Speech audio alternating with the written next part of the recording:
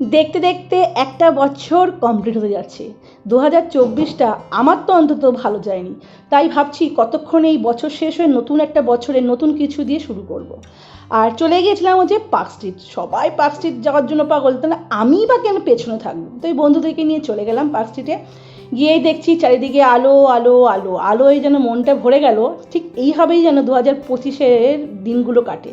আর এখানে কত কিছু লাইট লাগানো আছে, লাইটের মানে বাহমারি।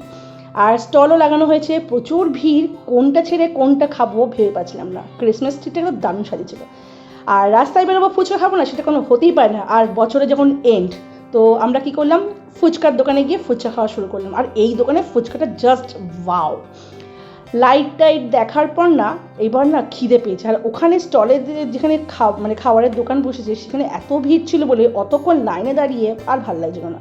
তাই ওখান থেকে বেরিয়ে গেলাম সবার ফেভারিট বলবন্ত সিংয়ের হচ্ছে ধাবাতে। এখানে আমরা আলুর পরোটা, সামোসা চাট আর পাপড়ি চাট নিয়েছিলাম। তো বছরের শেষগুলো এইভাবেই যেন কাটাতে পারি, এটাই ভগবানের কাছে প্রার্থনা করছি। তো আপনারা কীভাবে এই দিনগুলো সেলিব্রেশন করছে অতি অবশ্যই কিন্তু কমেন্ট করে জানাবেন। আগাম শুভেচ্ছা রইল নিউ ইয়ারে। টাটা।